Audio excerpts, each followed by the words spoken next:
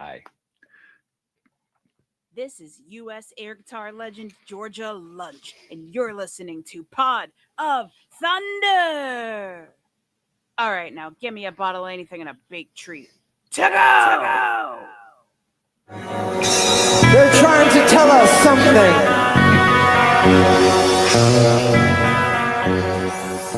They have figured out the formula for chaos. When the clock strikes 8:30, babe, time to head for Chris's house. Hey. Will the song make it to the next round? Oh no. Pod of Thunder. Let's pod tonight. Come on, baby, let's pod tonight.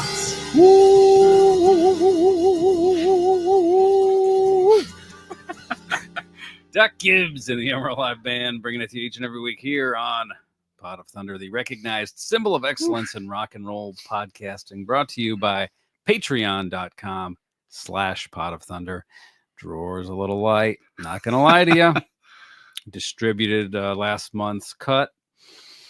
Drawers a little light. Had to use a sharper knife to make an even cut. We did. So From what I'm told, go there, take care of business, take care of your friends here who've been doing this for you. 12 years. when is that? Oh, that's this week. That's as, this as week. Of the release of this recording. All right. Yeah. 12 years we've been doing this for you. Only been begging you for money for 2 of those years. So think about it that way. You had 10 years, a 10-year head start of free podcasting. Help us out. Patreon.com/Pod of Thunder. And you know me, this is your situation. You owe Andy money. It's your buddy Andy, America's little brother, as always, joined by this man who's prepping himself here. I'm going to see what he's got planned. Snagged on my watch. Careful now. Dancing his way across the podcast studio.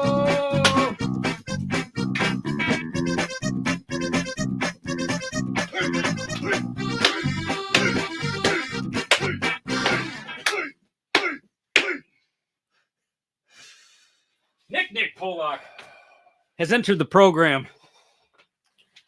Nick, welcome to the show. It's good to be here. Iron Balls Jones has entered the program. I didn't count how many, but I just kicked Nick in the groin. I'll count the rings later. Maybe 9-10 times. Welcome to the show, Nick. That's quite a welcome. Quite a how do you do? Well, that's how it goes around here. We got desperate times call for desperate forms of entertainment. We're doing appealing to really the basest of all desires of the public out there. How much commiserating between you two went into the creation of that? I would say less than a minute, Yeah. 30 seconds. I'm not sure. But Something we've been doing for years. We do that. That's how we greet each other at family gatherings. Pretending to hurt each other. Yeah, we're doing stunts now for your enjoyment. So if you want to see a live stunt show, patreon.com/Pod of Thunder.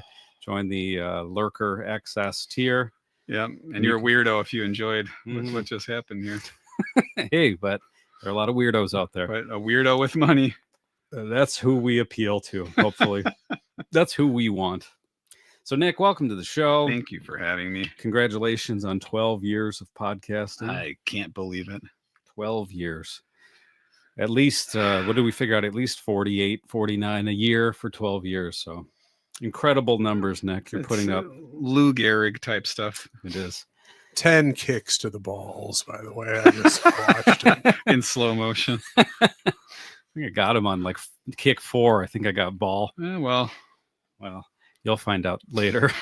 I'll go to the bathroom. Where is it? Where'd that one go? Went back up. Oh boy! Push it down. To your immediate left is your ball. Go get it. Put it back in. To your immediate left, you want him. We got him. I can have it.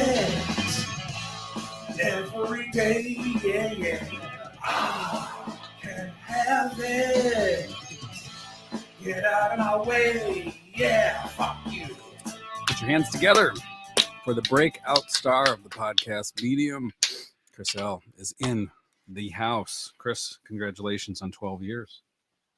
Yeah, you guys too. It's been a Thank you. while. Unbelievable. Quite a run. Quite a run.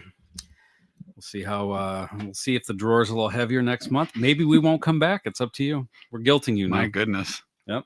Put something in there, or we walk, or we just do this. We do this for no one. We just record it, Or and we just sit here and don't hit record yeah, and talk to each other. yeah, that's it. So we'll see. But anyway, here we are. I don't even know what it is. Episode 602. I'm hungry. Nick, you hungry? No, not Oh, hungry. Nick. You know, Easter's coming up, so don't worry. You made nothing. We're gonna celebrate. Hell no! You already kicked me. What more do you need? Well, it's a Nick abuse episode, I guess. I don't know All why, right, but well, we're making a sympathetic character sure- that well, the people can get behind. I'm sure as soon as you introduced that idea, I saw the chat exploded. Well, that's how it happens here, Nick. Everyone's on your side. Outraged with me. I'm gonna have security walk me to the car after this. Here we are. No big treat. What are we doing here? One thing that we always talk about every year this time of year was when the Hammond, Indiana Festival of the Lakes talent is announced. Well, I feel like we do this every year, so we might as well do it this year, and especially because, Nick, who did they announce today? the absolute number one person, I think, if you asked me, who would I like to be represented there? Yep. One John Fogerty. John Fogerty, Has Wednesday. been, right in the middle of the week. Don't care. Yeah, Wednesday, July 16th, John Fogerty will be there. You're going to get VIP passes? No, I'm looking at the no, thing right now. I see I'm get not- VIP passes. I'm not doing that, but you better believe I will be there. He's got nice hair or whatever that is. He is 79. Wow. Yeah, I'm very much looking forward to it. Never got to see him. Yeah, that's going to be great. Free Yeah, concert I for mean, those of you who are within driving distance here from the Chicagoland area. I mean, Wednesday. they had what? Brad Gilbert is going to be there, and Yeah, Thursday, Brad Gilbert will be performing for everybody. Thursday is a guy I'm so not in this scene whatsoever. I don't know who these people are. Brantley Gilbert. Do we know Brantley Gilbert at all? no, Chris, do you know Brantley Gilbert? No, is he a country artist? That's our guess, but this is his picture here. and that's too close to Brad Gilbert, right? It is. You can't professionally go out with that name, can you? I wouldn't. I mean, I think for Latin Well, night, who's Brad Gilbert? I don't even know who that it's is. from Everybody Loves Raymond. The brother from, and he's in those. Oh, right. Well, you right, know, right. for Latino night, it's REY. Ray Romano is going to be there. Well, and Saturday night, you've got Third Eye Blind, who'd be young white Oh, that's- people worshiping at that's their right. altar that night. There'll be literally zero ethnicity There will be for that. in No, but that Robertsdale. tattooed guy has got to be a country artist. Don't they have one country? Yeah, night? they do, but I just wouldn't have guessed it based on the photo. I guess that's what they look like now. He looks like the cover of that first 50 Cent album, but it's a white guy with bleached hair or whatever. I can't tell what's going on. Bleached tips on his Got hair. some tips. He's got some tips. No ethnicity, but some tips. For- Tips count as ethnicity. all right, we'll take it. There's an implied ethnicity there. Friday we got Akon. Remember Akon? He was, I do remember He that. was getting it done a while back.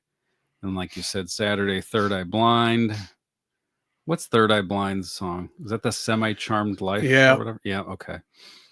They were. I was going to say Superman, but no, that's not. That's Three Doors Down. Okay. That's the one with Fred Well, Flintstone. that's their Right. fault for using the same number. It's true. 3 was big in the late 90s in your band name. And then, Latino night, Sunday night. There's about 30 guys in this band with matching Oh, it's going to outfits. be good. You know it's going to be good, but yeah, I don't know. There's- La Areola. What? I'm going to go to that night on a Sunday. La Oral. Okay. Hershiser. La Orla Dora. Another very ethnic guy. Orla it. Dorla. It's a pretty solid lineup this year, though. Yeah, I'm trying to get this whole name out. La Orla Dora La Banda El Limón de René Camacho. So something, All right. and René Camacho must be that guy in the middle. So, yeah. I'm sure they're tremendous. Yeah, he looks like he's about 40 years older than everyone else in the band. So I'm sure that's somebody who's got a big name in that community, in that scene. So there you go. Festival of the Lakes in Hammond. Go Wednesday. Hang out with Nick. It's a free concert. I will be there. All ages. Hopefully he's not as profane and disgusting as Sammy Yeah, Hagar. right. Exactly. At the all ages, bring your Oh, family to the free concert. Fogarty's going to keep it classy. What was Sammy talking about? All the pussy that was there? Or I guess something like that? how it was something about COVID. He somehow blamed COVID and about how that made him horny or something because he was locked down and how he wants to go get some pussy or something. Great. Like, what is he talking about? He's He's probably older than Fogarty, or damn near the same probably, age. yeah, they're probably pretty close in age. Yeah. Anyway, Yeah. I was not thinking that he would be included. Yeah. Couldn't have picked someone better, in my opinion. Yeah. Third Eye Blind is usually that's like the wheelhouse of what era and Mm-hmm.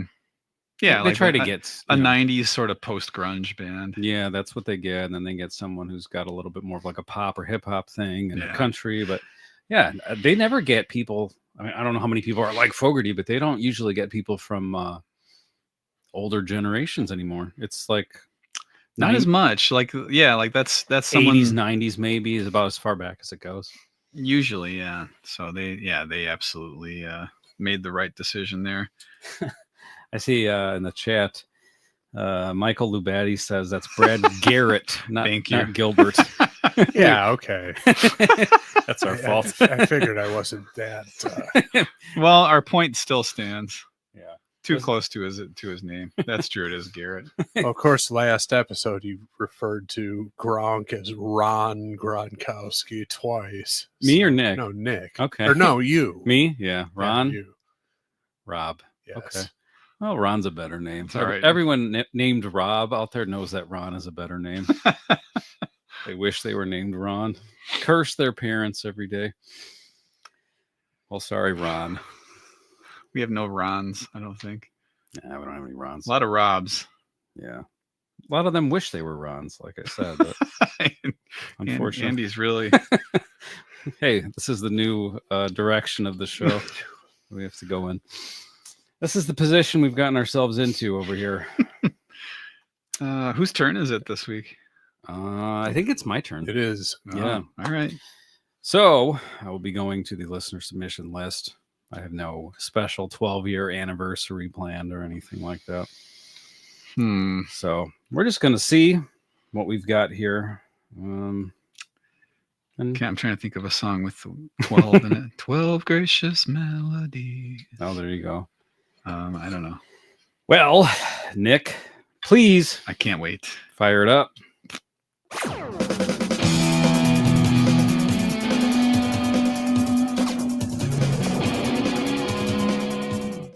right.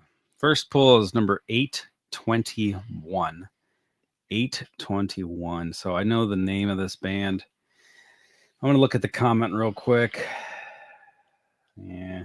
I think this just needs to be another time because, in my opinion, this would be paired up with last week too closely as far as era and style. Right. And I think we need a little bit more ethnicity. We need a little bit more mixture. So we're going to bushwick it.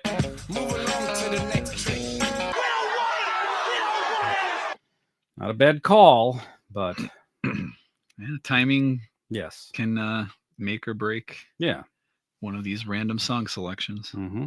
Nick again. Once again. Okay, we're going to go up a little bit on the list here to number 452. 452.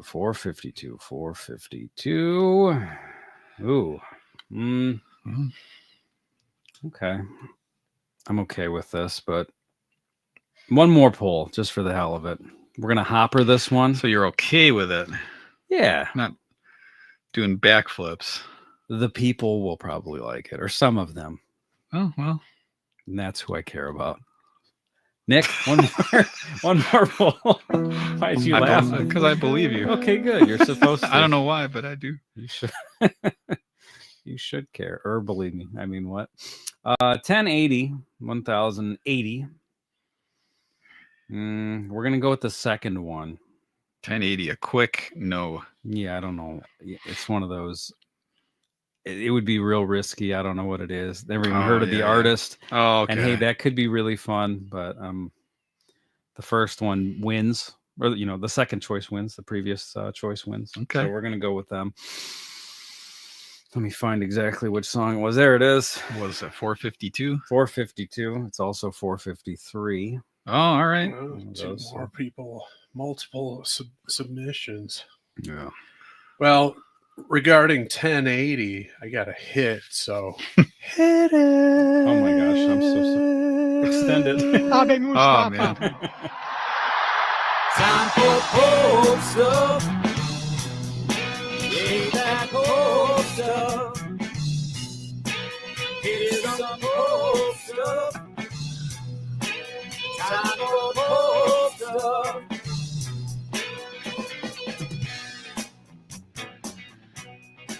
$10.80 AD.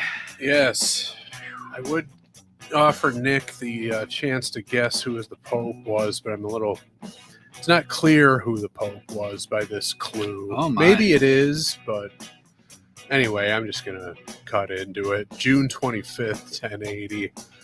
Wybert of Ravenna is elected as anti-Pope Clement III I remember Clement III. during the pro-imperial Synod of Brixen. Pope Gregory VII is deposed, signed in a decree by Henry IV. So that means Gregory was out and anti-Pope Clement was in? I think if he's an anti-pope, he was never actually in. Right. So I'm thinking Gregory held on to the title, even though, who was it? Henry IV. Henry IV? I'm assuming he had no actual authority to remove him.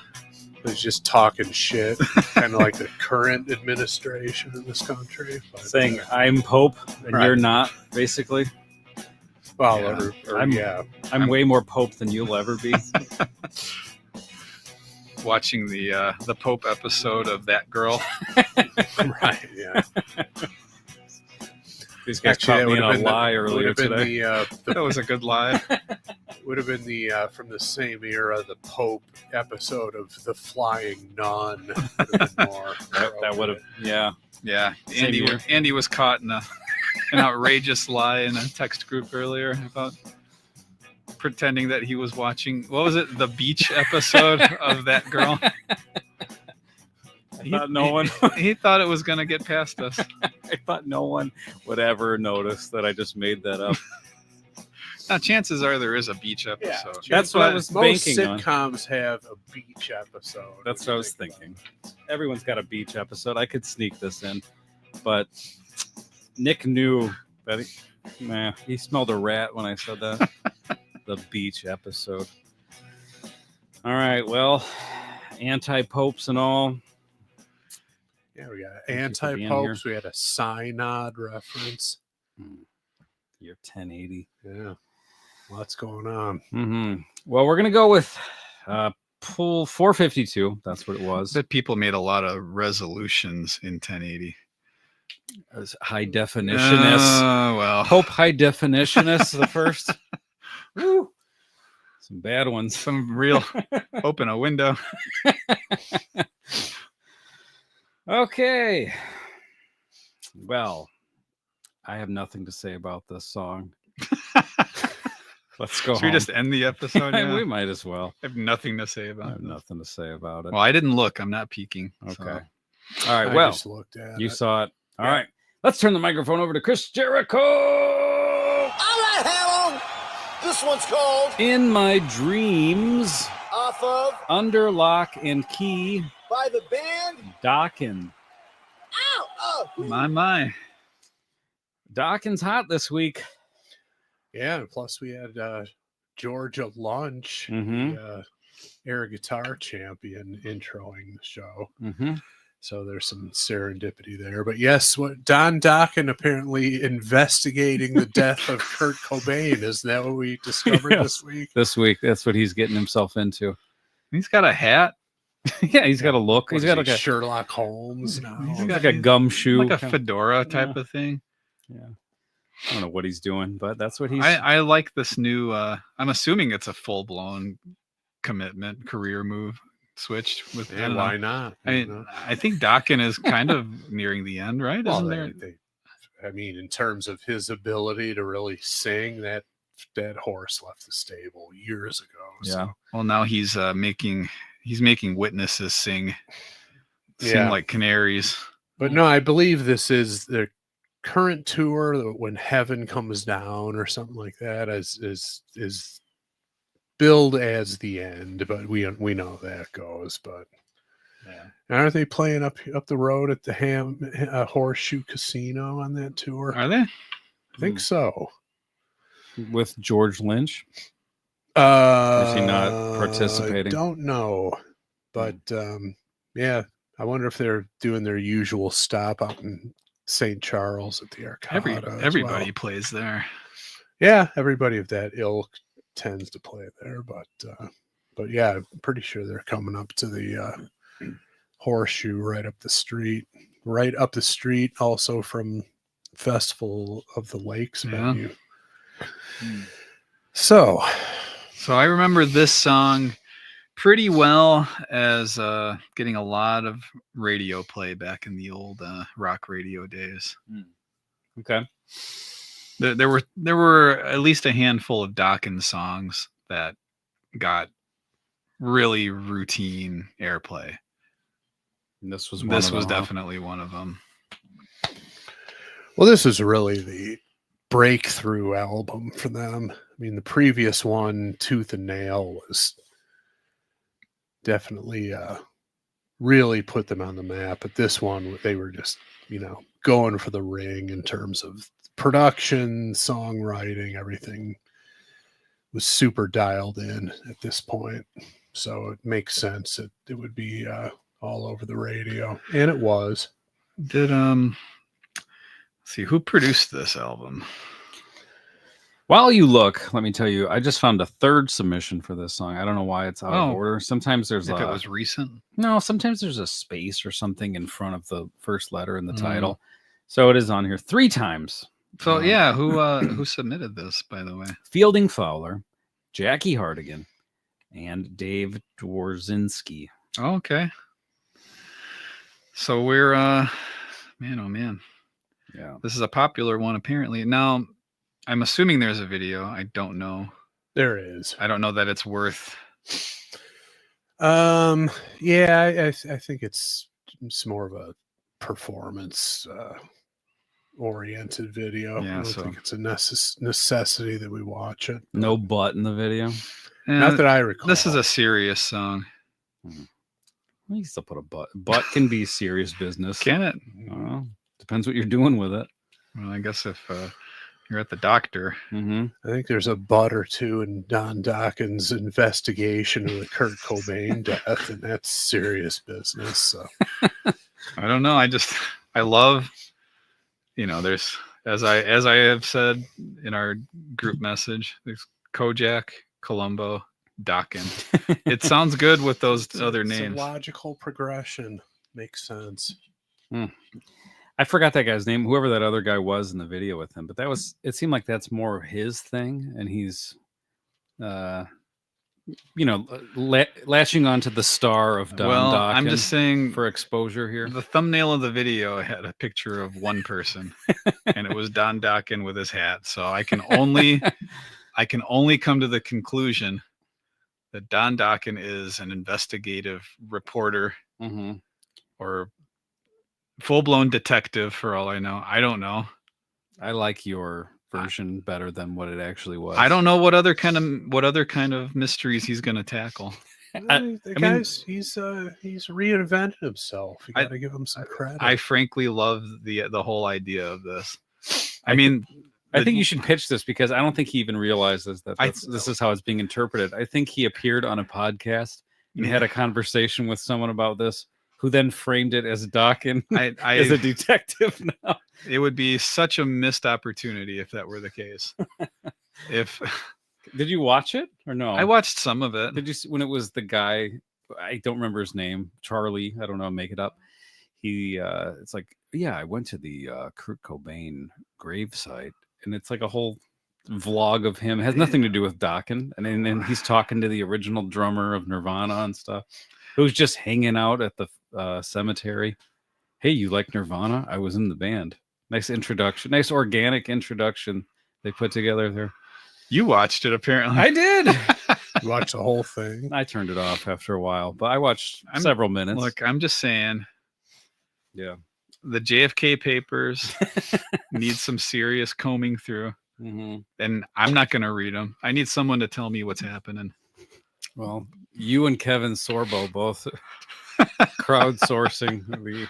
Well, Don Dokken can answer both of our requests. I think they should turn Dokken loose on the Epstein Island mystery. Come on. Get to the root of it. I love this. Mm-hmm. Yeah, if he's not already on board with this, he needs to adopt it as his next career move. I'm not sure why this came to me. Maybe someone could come up with a better one. I'm thinking Don Hound Dokken could be what he goes by. Imagine a TV show called Hound, and it's Don Dokken with a fedora blowing the lid off of stuff. Well, I would watch every week. Hound.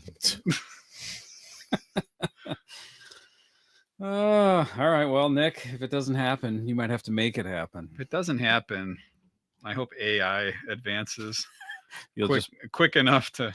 You just want to see at least pretend that it happened. Yeah. So are you going to read the comments from these people who submitted this? Yep. So this one's from Fielding Fowler. He says, it's time for Dokken. The people demand it. Okay. That must have been submitted before we did Breaking the Chains. Probably. But, yep. And that's the only other Dokken song we've done. Right? Yes. Let's see. Jackie Hardigan says, I can't believe as of February 28th, 2023, you all haven't done a Dokken song yet. Make it happen. So there you go again. Don't let it be known that that we take forever. Well, that's the beauty of adding things to the listener submission list, right? You never know when it's going to happen. Could be the same day that you added it, or it could be a couple years later. Well, Jackie was already exasperated in 2023. She was. And then Dave Dworzinski says, 80s ear candy, Don Dokken and George Lynch, harmony and crunch, awesome combo. All right. Well said. Let's see. Charles Russick on the chat says a jabroni video. So I guess we don't need to put on the video. Yeah. I mean, with the subject or the vibe of the song being not a playful 80s song. Yeah, if I recall correctly, they're performing in the midst of a rainstorm. So there's they're being rained on. So there's,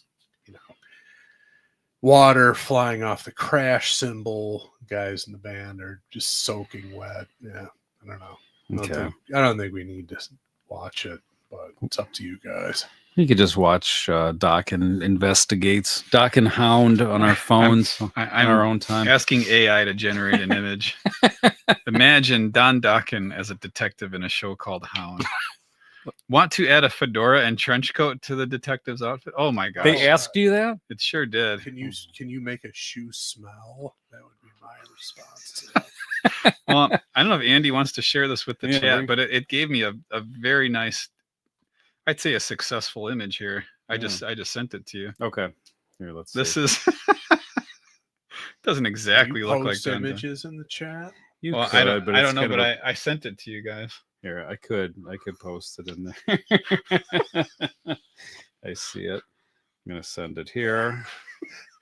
Yeah, that's a done deal. Print that. Make it happen. I'm not sure what he's holding. Oh no, it's a magnifying glass. This is great. Saving that one to my camera roll. The magnifying glass for when he's, looking for prints at the crime scene. I love it. There it is. What network? I don't know. What, USA maybe. Yeah, maybe. They love that. They love those quirky detective. Oh, there it is. I love it. Yeah, anything to get him to stop trying to sing. I mean, if you've seen any clips from him recently, he's on a Vince Neil level where he's not even trying at this point. Yeah. Just like meanders around the stage, mumbles out some lyrics, points the mic at the crowd, that type of thing. It sucks. Well, you know, I mean, these guys can't last forever, but you know, it's on people. They're buying the tickets. I know. Why not? I know. They got to work. People love the songs and they They want do. to. They want to see the guy, and you know, People are catches up with giving. everybody. And he had some. I mean, he was the primary songwriter, right? So I mean, it's Yeah. nothing to I think sneeze at so. his accomplishments in the music industry. Oh no, Yeah, I'm not doing No, that. I I'm mean- just saying it's just unfortunate when that happens. Yeah, There's and nothing not you everybody's could do about it. not everybody's grand well, bonnet. I mean, there's things you can do to minimize it. He doesn't strike me similar to Vince Neil that he works very hard on his physical fitness, his cardiovascular capacity. I don't Mhm. get the impression that he works too hard on it. So, I mean, there's ways that you can minimize the effect of aging, but yeah, if you do nothing to work on your instrument, so to speak, Yeah. you get what you get. Well, when you're out late at night busting open these unsolved crimes, the only thing open are gas stations. The tickets are selling whether he's eating those Doritos or not. You're Sure. trying. He's trying to sleep in his chair, and a woman always is knocking at the door at all hours and asking him to investigate something for her. Plus, if he's a self-respecting gumshoe, he's always got a cigarette in his mouth, so Yeah. that doesn't help the voice. But Yeah. Well, he's been preparing himself for the next chapter in his career. I think as it's time. Hound. I think it's time. It is time, but we should approach the management with this free idea. Say, look, I don't know if you're aware of how you were positioned by that other podcast, but this is what you need to do: investigate Yeah. crimes, because as we've talked about before, true crime. It's an instant gold mine if your show is about that. And there needs to be a breakout detective personality. Yeah, it's been a in the long modern time. age. I'm just I mean, all the great ones that I could think of have passed away. All the actors who have done that. Yeah, who's left? I'm not Nobody. sure who's. I mean, I don't know. That's the thing. They don't do that anymore. Any kind of quote unquote detective thing. It's some action dude shooting everyone. Like it's not. Yeah, it's not like Yeah. the heyday of the 70s when you Yeah. had all the, I mean, go down. Fucking Buddy Ebsen was a successful That's TV true. detective. I mean, man. Yeah. Well, Dick Van Dyke, I guess, he did a lot of detective work as. I can't think of the name I either. should know this. When he was the doctor. Oh, come on. Dr. Van Dyke. I don't know. Someone in the chat, I'm sure, is what's wrong with you guys. But Fielding says Rockford was the best. Hard to argue with that. The Rockford Mhm. Files. What a great show that was. He had Mannix, Ironside, Yeah. Beretta. Beretta was pretty damn good too. That was an underrated show. That was what Robert Blake. Robert Blake. We'll talk about true crime. Well- That guy went away for killing somebody. I Yeah. think it was his wife, right? Yeah. Is he dead? Yeah. He died in jail, or did he not even make it that far? Jerry Kern says Quincy was the Quincy. doctor. Yeah, we know that. No, but no, there was a Dick Van Dyke had his own show. I I should can know picture it. I just Colin Bell just was talking to me about it too. Well, it was Diagnosis Murder. I can't think of the character's name though. Hmm. Let's see. Dr. Mark Sloan. Well, Diagnosis Murder. Is what we're looking for. Hmm. I saw some. I don't even know if it was on Netflix or something. I don't know what this is. It might be the best show in the world, but it was called Reacher, and it's just some guy who looks like Rob Gronkowski with a gun. I'm like, who's gonna watch this shit? Just some jacked dude with a gun Well, called Reacher. every single show. Not a riff on Jack Reacher. Isn't Jack Reacher a Tom Cruise character? I think it Maybe. is. I think it is. I don't know. Doesn't it have to do with It's straight up stealing other characters' names at this point. Yeah. I don't know, but every show is. See, this is where Dokken can set himself apart. Yeah. He doesn't have to be the guy. There's a void here that needs to be there's filled. there's by a huge Dokken. void. Yeah. Another one from the 70s, Dennis McCloud, or Dennis Weaver as McCloud, Yeah. the Western hat wearing detective. Hmm. They were all, it was like the Sunday night mysteries, I believe it was. Every Sunday they rotated Columbo, McCloud. Can't think of the other one. It wasn't the Mannix or the Ironside, or Barnaby Jones. They had their own slots elsewhere in the week, but it was McCloud, Columbo, and someone else was in the rotation. I can't think of it. Well, I will say honorable mention though. Two very good shows that are fairly recent comparatively is Monk and Psych, Hmm. and they're detective shows, Okay. quirky detective shows, but both very good. I But forgot yeah, about like those. not a hard-boiled detective show. Yeah. There's not much of that element in those, so we need that. You could throw Kolchak the Night Stalker on that pile. Underrated show. Feeling Fowler says Banasek, George Peppard. Yeah. Peppard was. I didn't That's even it. heard of that. Oh, one. I've never heard of that I one remember, either. vaguely remember that. And then Macmillan and Wife. That's it. Yep. That's there. Man, there were a lot of those, huh? Oh, yeah. That was massive in the 70s. Was Heart to Heart technically a detective show? They were solving It's crimes. Quite right? possible. And the other one I'll throw out there, Dan Tana, Vegas. I remember the name, but I never saw It's like, that was he more of a cop or a detective? I can't remember it. But yeah, there were dozens of these shows, all of them popular. I do love that people of literally any profession can outdo the police on these shows Yeah. and solve the crimes. all of these Well, detectives. Dokken should be able to fill that role easily. Last thing before we get into the song, Jerry Kern says it's the same character, Reacher. Jack Reacher. John Krasinski also played. Oh, him. right. Does that have to yeah, do yeah. with Harrison Ford, old Harrison Ford movies? Or no? Am I Right. thinking a different character? Like Clear and Present Danger, isn't? I don't know. That's also Jack Reacher.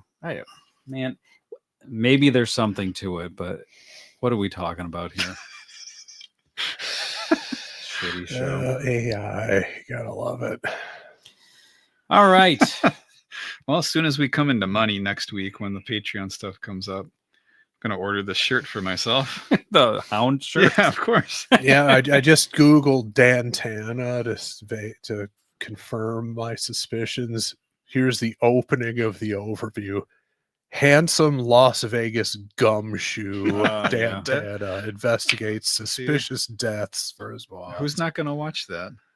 Sin City bazillionaire Philip Roth. Dan Tana, Fall Guy 2. Fall Guy, sure. Feeling says that. Technically a bounty hunter, but always solving crime to free his man or bring him in.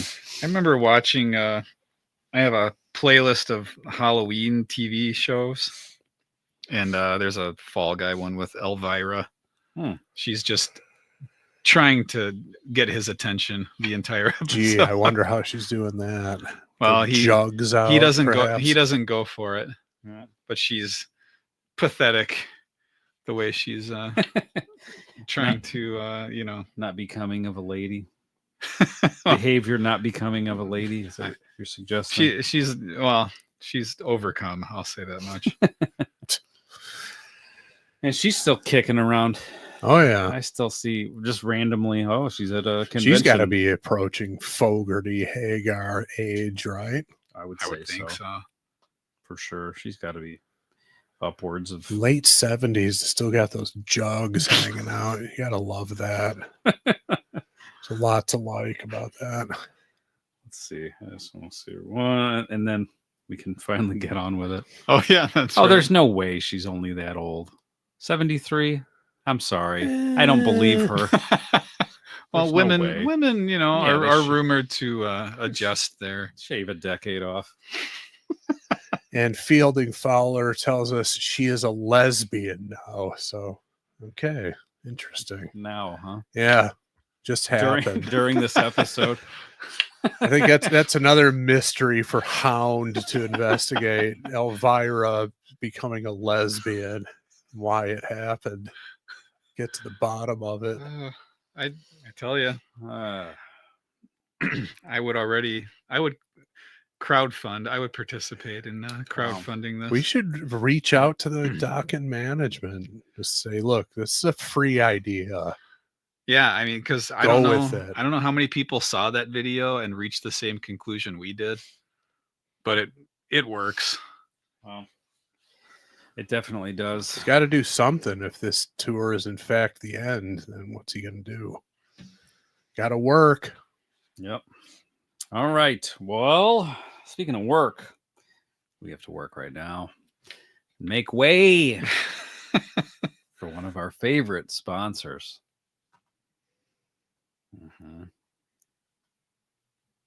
In my dreams, it's still the same. Your love is strong, it still remains. So it's something that was not uncommon in the 80s to start off with the big harmony chorus Mm-hmm. sans instrumentation. Yep. Well, yeah, in the you give love a bad name tradition. Mm-hmm. Someone's hitting those high notes, unless Yeah. it's a synthesizer. I'm not sure, but They got somebody in there to do it. yeah, someone's really up there. Possibly the same woman in the studio who was having sex with all of the members of Guns N' Roses. That bullshit story it's that we've talked about. They should have Doc or Hound investigate that too. Oh, that'd be about a 5-minute episode. Right. To say we found zero actual evidence. Basically, it would be like that. What I can't remember the show, but the bearded guy totally false. Oh yeah, never happened. Beyond belief, Yeah, right? that's Yeah. it. Mm-hmm. Yeah, complete horseshit. But anyway, but yeah, no, I know the bass player Jeff Pilson could sing a bit. So sounds like 3-part harmonies there. So somebody's doing that super high. That thing, Roger part. Taylor register. Mm. Yeah. But who did we find out who produced this? Oh, yeah, there was a was a team here. Hmm. Oh, and by the way, the songwriting's credited to all 4 members. So Oh, good. must have had That's a nice. deal going there. Neil Kernan and Michael Wagner. Okay, yeah, I was gonna guess Wagner, but yeah. So this is we've just gotten into the full band coming in, but from a guitar nerd, guitar tone perspective, this is a high point for 80s hard rock guitar tone. We talked about another high point being Thunder in the East loudness. Mm-hmm. This might eclipse that. This might be the top of the heap for the quintessential 80s hard rock / hair metal guitar tone. Mm. In my estimation, and I know I'm not the only one who thinks that way. So From this album specifically. this right? album specifically, Tooth and Nail, like I said, the predecessor to this one, great album, great songs, terrible murky production, awful drum sound. This was, similar to what we talked about, or what I talked about in last week's BOC episode. This constituted the lifting of the blanket off of the speakers. Suddenly there's just a lot more clarity, just much better production on this one. And I think they knew that this was their chance this is their breakout opportunity, and they made the most of it. So, Michael Kernan, or I'm sorry, not Michael, Neil Kernan, the co-producer. I was looking to see what was he up to. What else did he do this year, 1985? Michael Bolton, Everybody's Crazy album. Oh, wow. Featuring former guest on the show, Mr. Bruce Kulick. Yeah, your buddy. Wonderful first impression you made on him, Nick. Well, they started that whole construction project on 45th just because that happened. Yes, they did. To scuttle your interaction with Kulick. Yeah. So tell me, what are we waiting for? Yeah, right. It was gone in 15 minutes anyway. Yeah. Anyway, let's not dwell on one of the low points of the show, unfortunately. But yeah, no, as we get into it, I think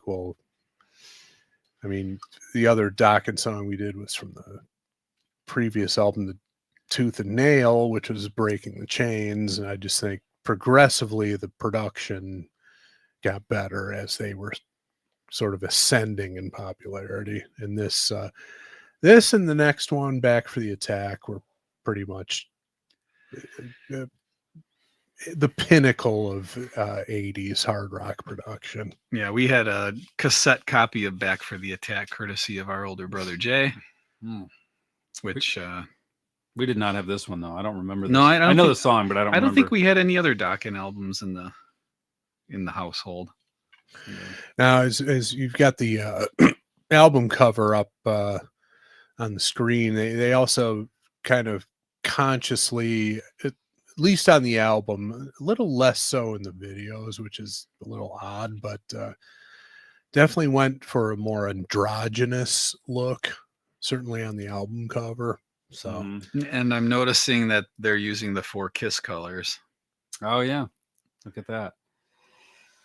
I wonder if that's green, red, blue, and purple. Yeah. Oh, every guy got their own Kiss color. Interesting. Well, Kiss abandoned that, so why not Dokken? Not necessarily, because they had the color of the lips on the Asylum. Oh, you're album. right. You're right. So okay. No, they did. They still were utilizing that at this point, that strategy with the individual, the different roles in the band having its own color. All right, let's keep going.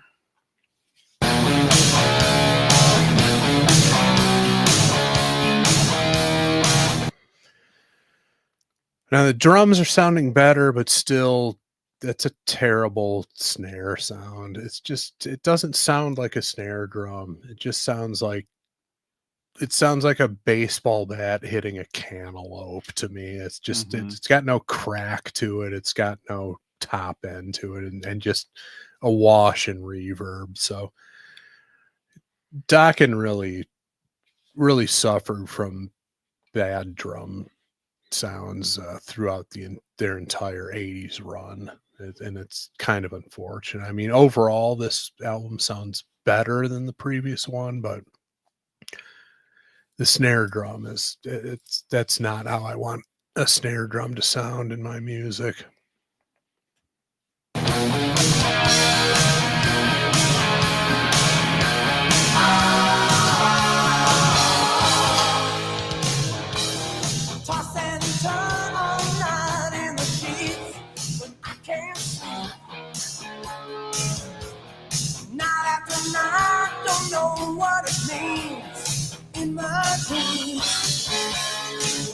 The delivery, vocally, and the melody could be a Tesla song so far. Yeah, very much has that vibe to it. Yeah, I could see that. Not anything really much to report on, pun intended. As far as lyrical content, just he's tormented as he tries to go to his slumbers. Yeah, a lot of Dokken songs are similar subject matter of the the forlorn love, interest is sort of on the way out or something.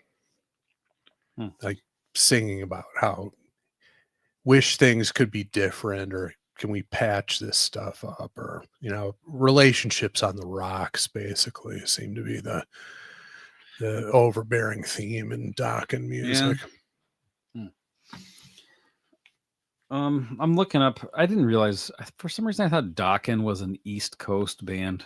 But it says they're a Los Angeles band. Yeah. I did not know that. I don't know why in my mind I made it up that they were one of those. Well, East I mean, Coast like bands. Lynch he was like what, the third? What was he, like number 3 guitar player in LA for years? Is that what they like with auditioning for I bands? think, and I don't know. stuff? I mean, Yeah. isn't that kind of how Okay. he's known? As like, there's Eddie Van Halen, there's Randy Rhoads, Then there's George Lynch, Okay. who's Yeah. I think got the Ozzy gig twice, and then Ozzy fired him twice. Really? I'm pretty sure he got it before Randy Rhoads, Hmm. then Ozzy got rid of him, and then before Jakey Lee, and then Ozzy got rid of him. Just in rehearsals or something? Something wasn't like working? that. Or did he do something? What did you do, George? These are just I mean, maybe Something else Hound can look into. That's why George Lynch was kicked out or fired from the Ozzy band twice. Yeah. Unsolved rock mysteries. Don Dokken's in his 70s already, huh? Oh yeah. Yeah. He was when Dokken hit, he was already in his 30s. Okay. Yeah. So he'd been around. And George Lynch, when he was younger, was a skinny dude. He got into bodybuilding Yeah. sometime in the 90s. I kind of think of him that way.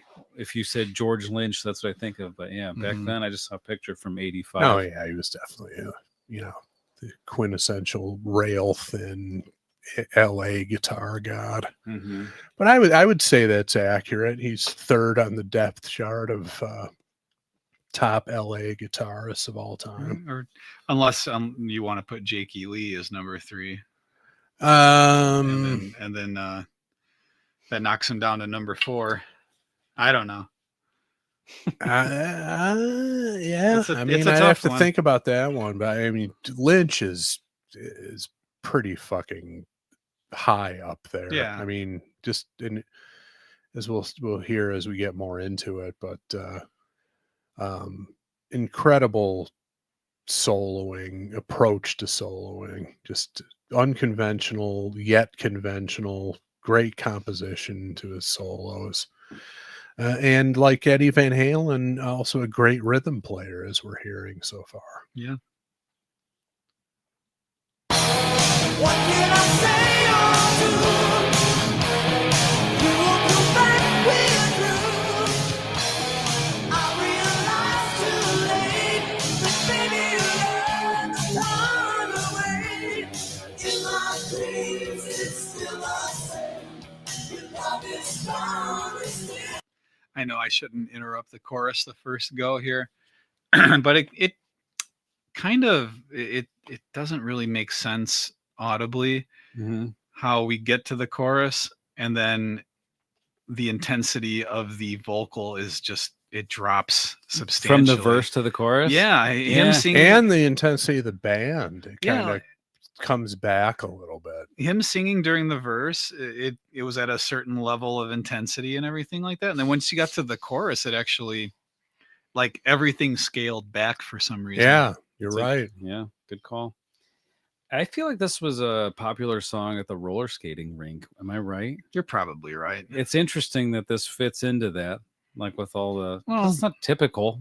I guess like Bon Jovi or Def Leppard might have worked too, but it wasn't. You didn't hear a lot of hard rock. It would be more pop music. I mean, I remember hearing Wild Side Okay, at the hey. Roller Dome. Well, it was a different time. I It was a guess. different time. I mean, you also got your what was it, Debbie whatever her Debbie Gibson. Debbie Gibson. well, Debbie Gibson, but wasn't there like more just straight up dance music?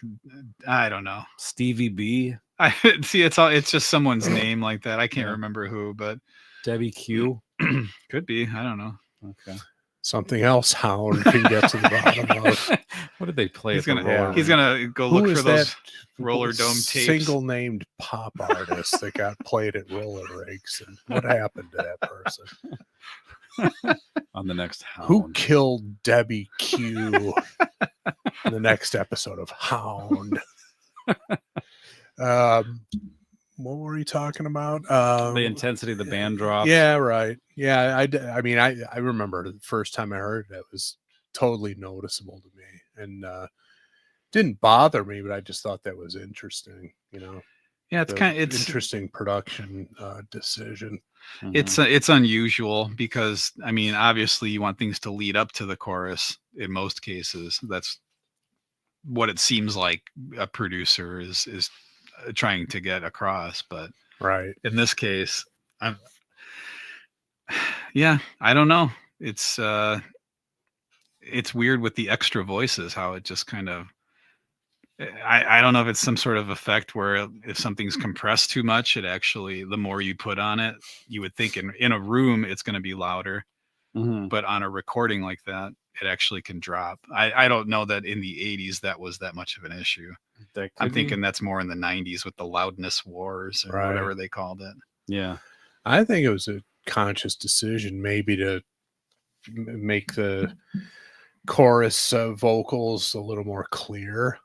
I don't know, but it's definitely noticeable. I mean, I noticed it the first time I heard it. So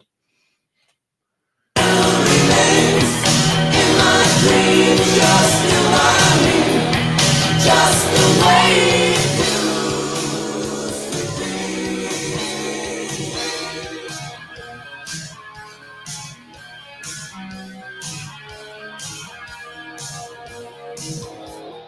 calling your name, but you're turning away. Please don't leave. Running in circles, waiting to see in my dreams. What can I say or do? You won't come back when I'm through. I realize too late that baby love is turned away. In my dreams, it's still the same. The love is strong, it still remains.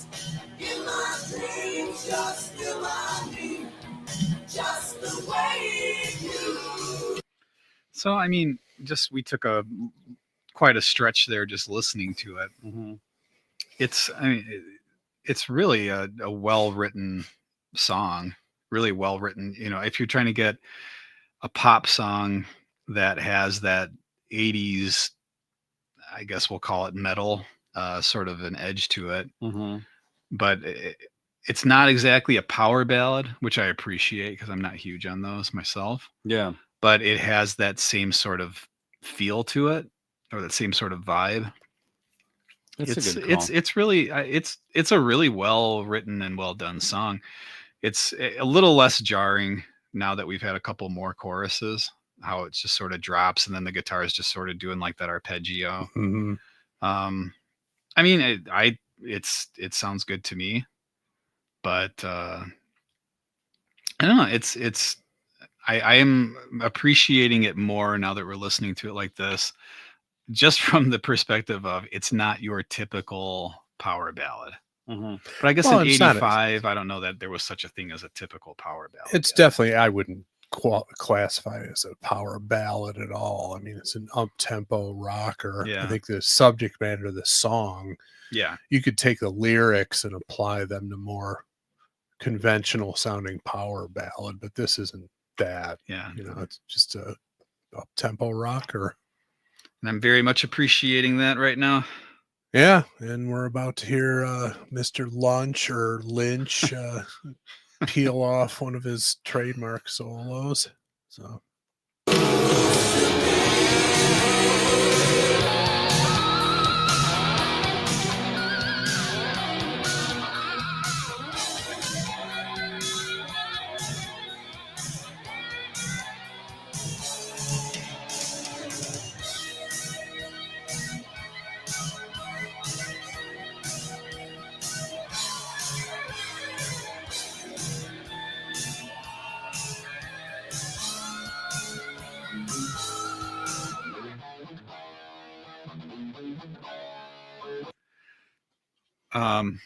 Love what it's doing right now with just the guitar happening, but wanted to get your guys' takes on the solo.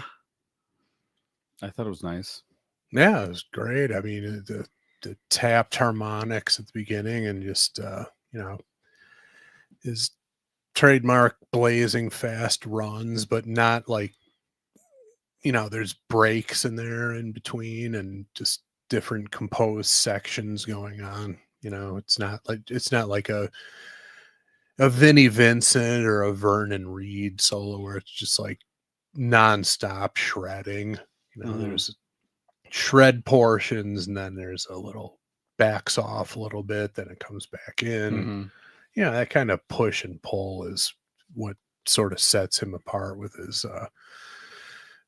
composition of his solos. And I don't know, his soloing always kind of reminded me of Glenn Tipton of Judas Priest. Just he was coming at it in a different way than most people. He wasn't playing the typical blues scale, wasn't doing the neoclassical stuff either, at least not obviously. It was like something different that I could never really put my finger on, but those two guys always sounded pretty similar to me.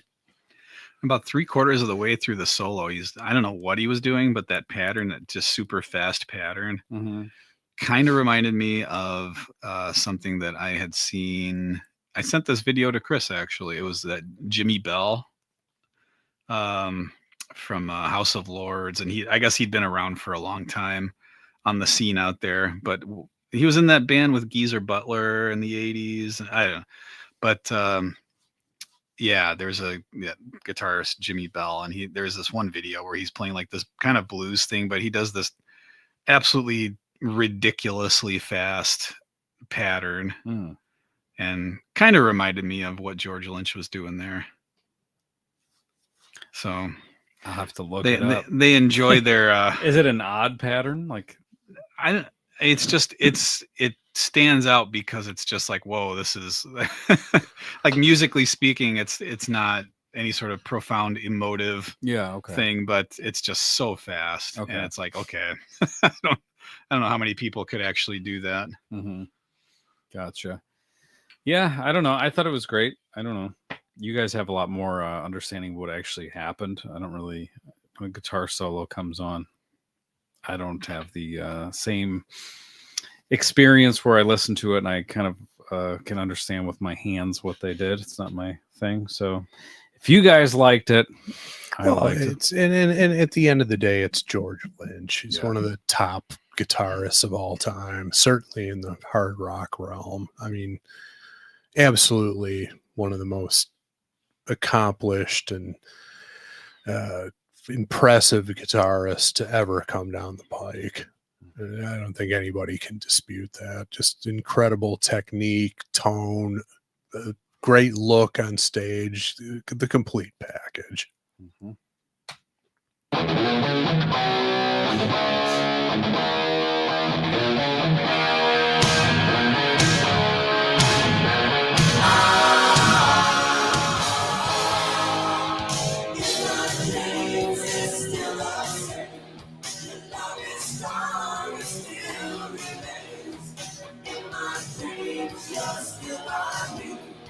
Just the way it used to be. In my dreams, it's still the same.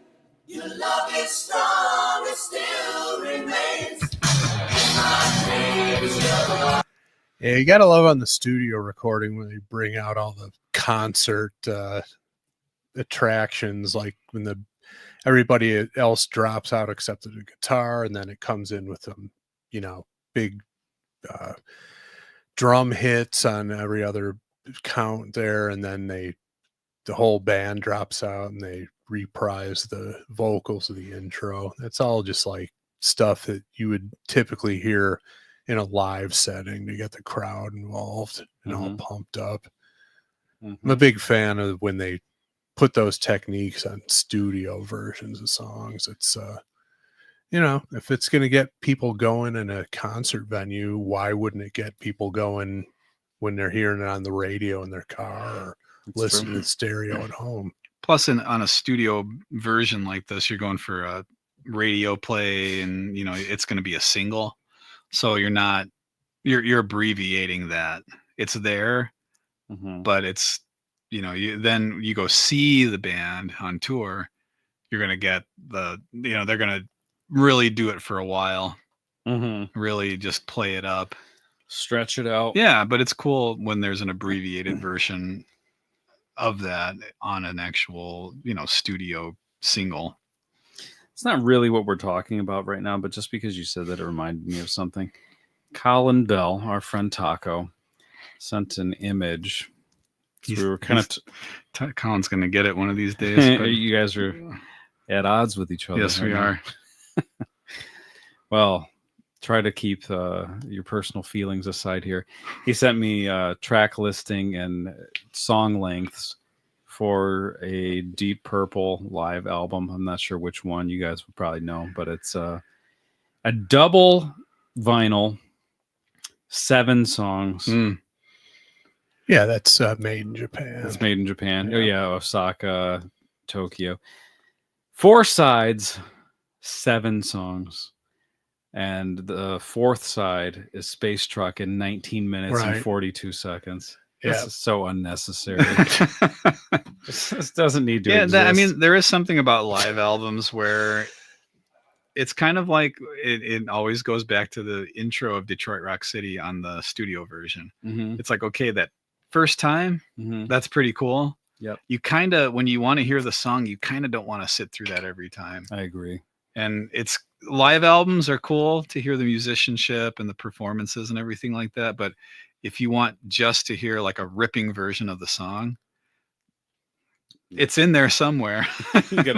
Yeah. But it's going to take a while. But that's also what Deep Purple did. They were into the whole improvising and stretching out songs. So if you were a Deep Purple fan, Oh, yeah. and you were going to the show, you knew that was coming and you were looking forward to it.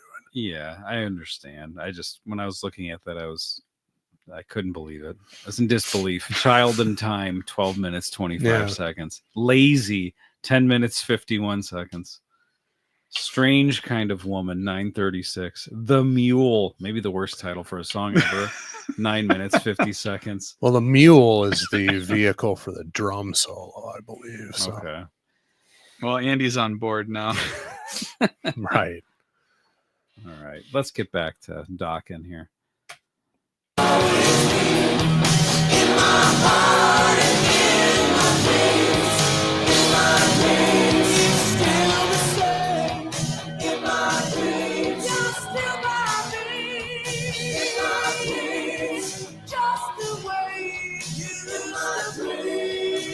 See, toward the end of the song here, we're really getting the dynamic between when Don Dokken is singing by himself, the lead, and then I think that's what the issue is it's too blended when it comes to the chorus. There's not that strong singular voice that's really carrying it. Are you saying that's the same issue as Jim Gillette and Nitro that we analyzed, where he's singing however many tracks at the same time, and it loses whatever power it has? It just becomes this weird, like wavy, airy thing, And because there's so many voices layered together, and it doesn't stand out as a single dominant voice. It makes sense. And as Yngwie Malmsteen would never say, in this case, more would be less. It really, it's kind of watered down when and we're hearing, because he's interjecting now just his voice by itself. Mm-hmm. And you can hear, okay, there's that strong voice kind of carrying it. And then when it gets to the chorus, every voice seems to be exactly the same volume. There's not one identifiable voice on top of it. And then everything else is kind of supporting it. It's like everything is equal. Mm-hmm.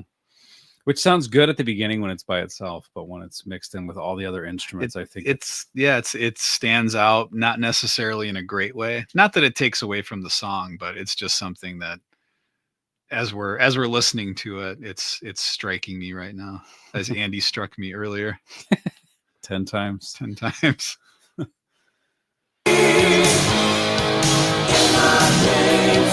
What can I say? In my dreams, you're still by me, and in my dreams, you'll always be. In my dreams, you'll always be. In my dreams, your love is. I apologize, but he just did it twice. Where now he did his voice, his over the top of it, and it's kind of making me wonder why it wouldn't have been like that throughout all the choruses. You'd have preferred that, huh?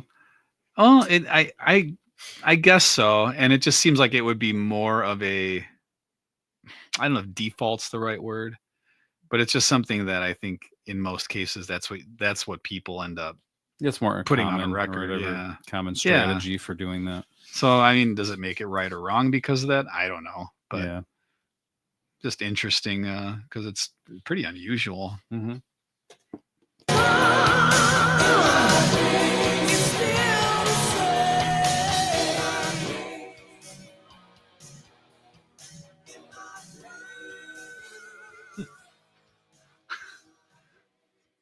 Had to do the sound like a horse before before the song was over. That was exactly what it I gotta sounded sound like a horse before the song is over. It's in his contract. When do I get to sound like a horse? All right, well, there it is. In my dreams. I chose the song as submitted by Fielding, Jackie, and Dave. I will vote first, and I'll give it a Sweet Surrender. It's Sweet Surrender. Hell yes. Hold on, I'm trying to add. There it is. I'm going to add the hound back to the. That's going to influence my vote tremendously. The hound image in the live video stream. Yeah, I remember hearing this song all the time, like you said, on radio. Probably saw the video a bunch of times, and like Chris said, it wasn't anything exceptional about it that stood out. That was that memorable. But it's a song I've heard a million times. Can't deny that gigantic hook, big chorus, even though Nick has issues with the way it was produced. Well, undeniable big chorus. So, Sweet Surrender from me. Who wants to vote next? I'll go next. Mm-hmm. I'll give it a Sweet Surrender, of course. It's Sweet Surrender. Hell yes. Sorry, I'm just having so much fun with the AI here. I got another picture of the hound, but anyway. He's going to need a few of them. Yeah. All right, I'll send this one over. But what did I do? Yeah, I mean, it's, as I was saying before, very well written, well arranged, produced, performed song of this vein. And I like the fact that it rocks the entire time. Mm-hmm. And there's no sort of, let's face it, it can get a little pretentious when you know it's going to be a power ballad. Mm-hmm. A little predictable. I like it's the fact not a that power ballad. I'm saying in cases where we have power ballad songs, it can be very predictable and come off a bit pretentious. Mm-hmm. Well, sure. And I'm glad that this is not one of those, although the subject matter certainly lends itself to it. I will agree with Chris. The guitars sound great. Of course. Don Dokken sounds great. He does. I do wish that his voice was higher in the mix than the rest of the voices that were blending with it during the chorus. Mm-hmm. I think he sounds really good. So love it. Good stuff. There's the hound in I don't know what city. I guess is that New York. Guess is that could be Tokyo. I was just thinking he'd be an American detective in Tokyo. Oh yeah, that's good. That could work. He looks like Elon Musk in that picture more than Dokken. They got his distended belly depicted accurately as well. Is that what's going on with him right now? Well, I think it goes on with most people who advance in age a little bit. Yeah. All right, Chris. Sweet Surrender, of course. Well, I lost it. Idiot. It's sweet surrender. Hell yes. Yeah, I mean, it's got it all. You know, like I said, I think they knew they were poised for the breakthrough, and you can hear it in the attention to the production, except for the snare sound, of course. But the production, the songwriting, the performances, all totally dialed in, ready to take that next step in their career. And of course, you know, can never tire of hearing George Lynch play. Just one of the most unique styles of all time. Just incredible player. All right. Well, you know what happens now. All right, Hammond. I got a question for you. See, now this is where AI gets derailed. Mm-hmm. What happened? You could put that image up. I just asked for another alternate image of the same character. Same character. It kept a sort of the same theme, Mm-hmm. but let's see, where is it at there? Coming up right here. Coming up. That's not it. That's the one before. There it is. Give me this one. Stop it, you. There it is. Okay. I mean, Yeah, where does that come from? I mean, it's consistent with, I guess, the theme of the other images, but guy who looks from here like Seth Rogen with a fedora playing a saxophone in the rain and with a poncho. with a poncho. Yeah, It doesn't. taking liberties. So everybody can go to bed tonight and rest easy. AI's not taking over, at least not tonight. Not tonight. All right. Is that a dog over I was there? trying to figure that out. I think it's some kind of brush or plant that tipped over. It looks like when I zoomed in on it. Interesting. Oh yeah, I thought it was a dog. Why would that be? I don't know. Paul Stanley wants to know if In My Dreams is a rock and roll boner classic, as voted by the 3 rock and roll boners in this room.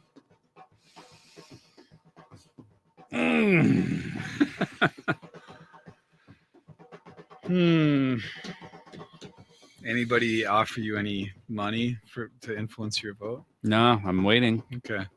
Should we stall for a minute? You can PayPal me, Apple Pay. I take it all.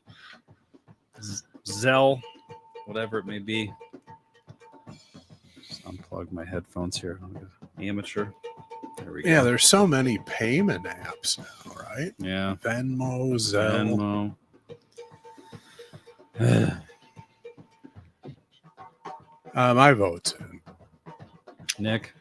Mine is in also.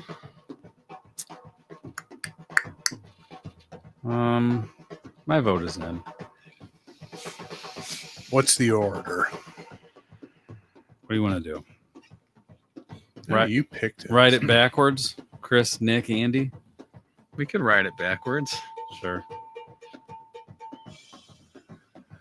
Works for me. All You right. ready? Yep. Rock. I'll give it a roll. No boner. Damn. You know, it's.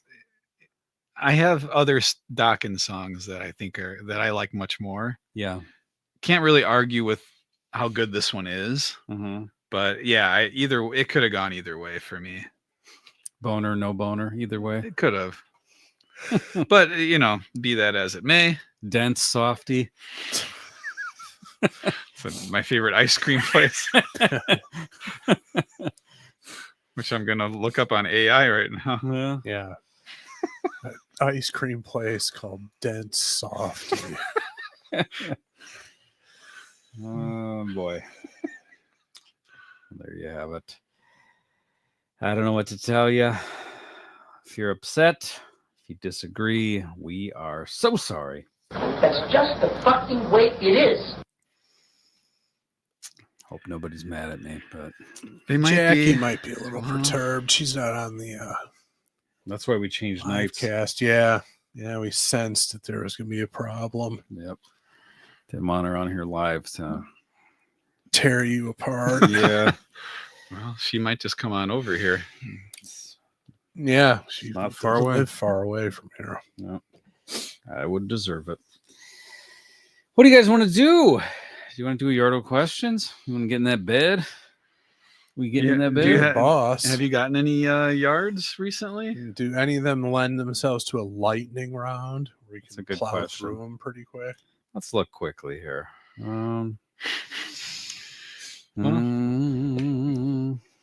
AI strikes again. Send it. I did. All right. Well, I think. Let me see. Chris is laughing. Let me pull it up here. You're a wizard with the AI. Every time I try to get an AI image going that's got some words in it, they're always spelled wrong. I think it's getting better I've because I seen had that. that used to happen when I would goof around with it too. But yeah, this one, this looks like it would be maybe the airport. Mm-hmm. A little. Where's it at? Here it is. There you it is. go. The Dense Softy Shop. Those are some. There, I've never seen ice cream in glass Well, jars. because on it's a not very practical. on a countertop, not in a freezer before. Oh, but that's why Dense Softy has differentiated itself in the market. It's the unfrozen ice cream. wow, you know what? I'm mocking it, but I think you guys Not might be onto just something. because it's named for a semi-erection, it's because of the presentation of the product. Hey, Hound brought to you by Dense Softy. We've got something here. Just offer this up on a silver platter, Dokken's management. Dude, you have to do this. Yeah. Where's this at? Jerry says he sent me AI questions. Hold on, let me find this. Oh, that would be fun. Let's see. Jerry, I'm looking for it. Okay, I got it. Yep. Thank you. Got him right in front of me. All right, let's take a quick break. We'll be right back with a Yardo questions from Jerry via AI. I don't get yards of questions. Motherfucker, I give them. Sing away. Yes, chief. What flavors we got there? You got some aqua, Lavender. yeah, interesting colors. Another differentiator for Dense Softy. You got to set yourself apart in the marketplace, especially in the ice cream niche. If you figured out how to do this, people would come. People would flock to Dense Softy. Ice creams in big jars that don't need to be frozen. They're not cold. Un- We're done with cold ice cream. Unfrozen ice cream. Yep. All right. So, like we said, this week's Yardo Questions comes to us from Jerry Kern. Jerry says, I think this is a pot of thunder first. I asked AI to write 3 short, funny questions for our rock and roll there you go. podcast. That's fun. This is what I got. So this was like 2 weeks ago he submitted these. Just a okay. coincidence. All right. I didn't write any of this and don't claim that they are even good questions. It even wrote an analysis as to why the AI thought these would be good. LOL. Okay. So the AI says, here are 3 short, funny questions, perfect for a rock and roll podcast to keep the tone light and entertaining. Great. Thank you, AI. Light and entertaining is the diet Dense unfrozen Softy. ice cream that you can get at Dense Softy. All right, question 1. If you could replace any band member in rock history with a mime, who would it be and why? What? So it can't be a vocalist, No, it right? could be a mime. This quirky question is sure to spark hilarious and imaginative answers. Yes, Well, of thank course you it for- is. I'm not sure that it is sure. So we're replacing a band member in rock history with a mime. I would say Steven Tyler. Some of his All right. mannerisms lend himself to like the mime in the box and stuff like That's good. that. So that would be good.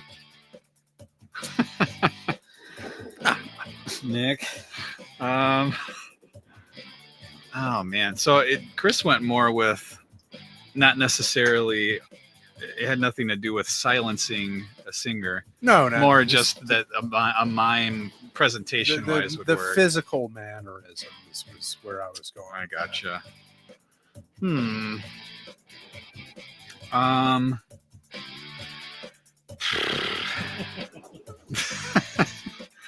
Let's see here. Why not Ronnie Dio? Okay. He did the very emotive vocal that. Yeah. interjections, Handwork. the handwork. I Yeah. think he and in close-ups in the videos, he makes the appropriate faces for it. So I'm gonna go with Ronnie Dio. I'm also thinking Glenn Hughes in the No Stranger to Love video, Yeah. but I think he practically is a mime in that Pretty already. much. He's a mime or someone in a coma, one of the two. Possibly both. All right. Question 2. What's the most ridiculous thing you've ever seen someone throw at a rock concert? This invites funny, possibly bizarre stories from live shows.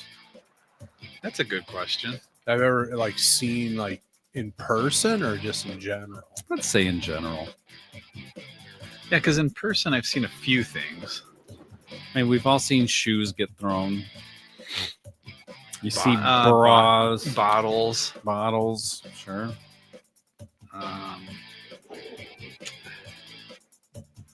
Well, I wasn't there, obviously, but I think it was somewhere in Europe, possibly at a festival. But I think it was Danita Sparks of L7 pulled out her tampon and threw it into the crowd. So it was kind of a reverse thing, but that's kind of a legendary, gross moment in rock history. That fits the question. It's so the question is most bizarre, It says ridiculous. but- ridiculous. Yeah. I don't know that it's ridiculous, and it's not a specific instance, but I have seen it happen. Is when people throw their demo tapes up on stage. Mm-hmm. Can never tell if the band is just like dismissive or they just hate this. But I think it's But one or either the way, other. it's not positive. Not that I've really seen. Right? It's either like you could tell that they're really annoyed by it, or they just kind of casually toss it to a safe area where no one's going to trip on it. They want to put up. Did you in ever front- do that? Yeah, for sure. Yeah, you had. You did? Oh, what yeah. bands did you? Was it just? Tub ring. I don't think you had to toss it to them. You could just hand it to them. But who would have been a toss? Probably Aquabats. Maybe Aquabats. Maybe Suicide Machines. I'm thinking like Metro bands. Yeah. like Mustard Plug. Mustard Plug. Yeah. House of Blues bands. Those types of. Mustard Plug. That's another one. You want to talk about lousy names? I don't disagree with that. I would hope not. I thought of another one. If you were you going to say something else? About that No, I one? mean I can't. I mean aside from like the whole Diary of a Madman tour, raw meat stuff, which is completely like if I'm cooking, I'm washing my hands. If I Who's- touch the raw meat, Yeah. it's just the thinking that it's a back and forth between the band and the audience throwing actual pieces of raw meat at each other, which I believe happened. A Wasp was known to do that as well. That seems like that's just a liability. Yeah. Maybe at that point in time it wasn't considered such a thing. It's but- not. Well, that the liability doesn't enter into your thinking when you're going for the pure shock value. I guess, like that, yeah. so. The one I just thought of is, and speaking of the Metro, remember my band, the Mean Reds. You know how they used to have early shows and late shows? So Mhm. like early show tended to be like national act, and then the late shows would start about 11 or so. Or Yep. midnight would be like local bands. Mhm. So we were on the late show, Bill. And the early show was Hole and Mhm. Veruca Salt. Okay. Hole, of course, fronted by Courtney Love. And this was shortly after Francis Bean Cobain was born. Okay. When we were going out, after they had cleared their stuff and we were going out to set up our back lines, there were at least 4 baby bottles had been thrown toward Courtney Love, I guess, in recognition of the birth of her daughter. Like, congratulations. Yeah. There's a baby bottle. Yeah, there were at least 4 on stage when we were setting up our back lines. Very strange. I'm willing to bet she didn't pack those up and take them No, home. she didn't. They were still Yeah. sitting there on A dumb waste Yeah. of money. exactly. I mean, And 4 people thought of it. absolutely ridiculous. Yeah, thought they were gonna, make an impression on smacked out Courtney Love by throwing a baby bottle at her. Yeah. So All right. You answered, right? Yeah. You were content with your answer. I'm not questioning it, Sure. but you look like you were thinking. That's why. No, I mean, really, just the whole raw meat thing is completely outrageous. Thinking about it, modern perspective, Yeah. throwing actual produce at each other. Yucky stuff. Question 3: if rock stars had to fight each other in a WWE style battle royal, who would win and why? This playful question lets everyone debate which rock icon would dominate. okay, in the we ring. don't need that. I know, but it's not. I know. it's so obnoxious. Yeah. Well, Who would it be? not like so- entire bands, like huge like tag team type things, Like or a- like one-on-one. Well, I think it was saying who would the individual be that would win in a large scale brawl with 30 people from different a bands. Survivor Series scenario is pretty That would be interesting interesting as too, a well. whole band. But I think in this case, it's saying who would be the one out of if you put 30 band members in a It's- ring, who's winning? Okay, well, it's gonna be the drummer from the Rock and Roll Girls video. Fogarty guy. Yeah, he's clearly got the endurance, Focus, intensity. intensity. But as far as a quote unquote rock icon, Mhm. so you've got your rockers who have that image. For a while, Danzig had that image of kind of being like the buff dude up on stage. until that video circulated of him getting knocked out backstage by Yeah. that random guy. Like you got Kane Roberts. I was thinking that along those lines too, but I'm trying to think of who strikes me as would be the best fighter. I'm going just someone who I think is a machine. Mhm. A really nice guy when I met him, but an absolute machine, like completely master of his being. Yeah. Bobby Rock is going to win this. Oh, okay. He's going to take it. Yeah, It's a good call. yeah, that is a good one. Plus, he was once detonated on stage or in the video and survived it. So how are you gonna compete with that? And who is he going to throw out? It's going to be the last 2. He's gonna toss Jim Gillette. Oh, Jim Gillette, legitimate at one point, maybe even now, could have been the winner of that. He's winning jiu-jitsu tournaments to this day. Scary individual. I got Bigger guy than. I got Bobby Okay. Rock though. Okay. I gotta say that this individual I'm thinking of might actually be able to back up his imposing, intimidating image on stage, and that's one Phil Anselmo. Mm. I don't think I'd want to tangle with that guy, especially when he's been dabbling in the smack. It's a completely unhinged individual, angry individual. Maybe not so much anymore, but like during the Pantera heyday, I don't think you'd want to mess with that guy in a physical altercation. I think in this question we can specify a time period too. We're playing Sure. fantasy time period. Yeah, I'd Sure. say Prime Anselmo in the 90s. Yeah, And I got to believe he'd back up the whole hard ass image that he fostered back in those days. and if I may add who he's going to throw out to win, I'm going with mid 90s Henry Rollins. Oh yeah, Yeah. Yeah. Is Phil Anselmo a tall guy? I don't know. I don't know either. He always seemed Not like he always seemed average height Yeah. to me, Yeah. but I have no idea. Not that Yeah. that necessarily matters. I was just curious if he was a big person or not. It's like Danzig's notoriously short of stature. You could be 5 feet tall and kick the shit out of everyone. Well, I mean, It like doesn't matter. Dan Spitz is in pretty good shape. Yeah. you well, know? and I he's mean, 4'11" or whatever. Yeah, I'm not saying that's the factor that will make you be good at fighting, whether or not you're tall. I'm just curious. According to the internet, he's 6 feet tall, so Okay. pretty tall. Yeah. All right. Well, there you go. Thank you, Jerry, for your AI generated questions. Yeah, that worked out. Actually, if you didn't say they were AI, I wouldn't have batted an eye at them. yeah. And they didn't have their little explanations as to why they're fun and engaging and entertaining. Yeah, exactly. Trying to lead the horse to water. Yeah. Running its mouth too much at that point. Fielding Fowler says, well, you have won in both categories, Jericho. Yeah, Yeah, that's true. it's a good one. It's an obvious one. Yeah. I think that's the thing, is it's an obvious one. Okay.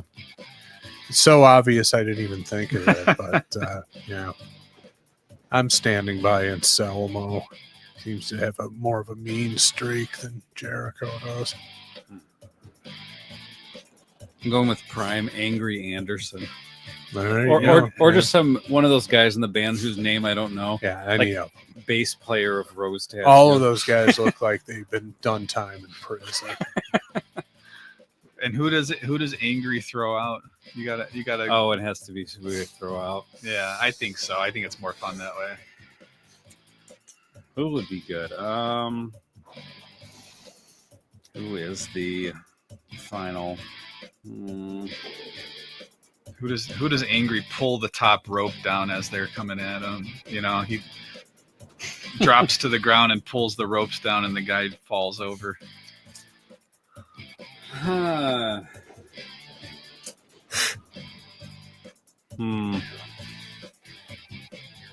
Jerry only. Jerry only. Yeah, if we're sticking to that. I don't know. Yeah, could be Jerry only. Could be Doyle. Doyle. Yeah. Any of the misfits, really. Yeah. Yeah, that works. Toss Jerry out. Plus, those guys briefly dabbled in wrestling. That didn't go well in the late 90s. Really? I didn't know that. Yeah, they were. In a match or just performing?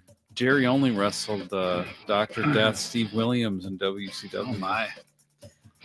Or I don't know. I don't remember even if it was a singles match, but there was something. I mean, ICP could be thrown in there. ICP. Legit wrestlers. Yeah. All right. Well, thank you for your Yardo questions, Jerry. Thank you to Fielding, Jackie, and Dave for submitting In My Dreams. If you want to get in on that, Yardo questions, potofthunder.com. Listener submission list, patreon.com/potofthunder. You're going to love it. It's going to be your favorite thing. We should have gift cards. I wonder if we could do that. Do we have Patreon gift cards? Because imagine the gift giving possibilities. We're going to find out tonight. And we'll Yeah, know. we'll look into that. Yeah. All right. Well, we're going to get in that bed. Bye-bye. And I think I'm going weak.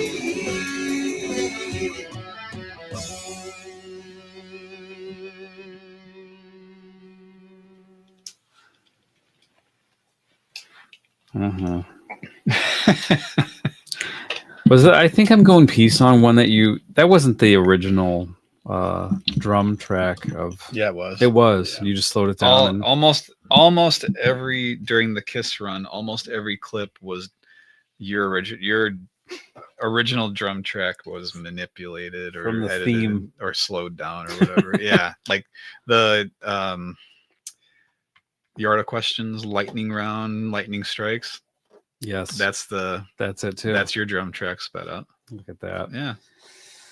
Honored to be included. All right. Bye, everybody.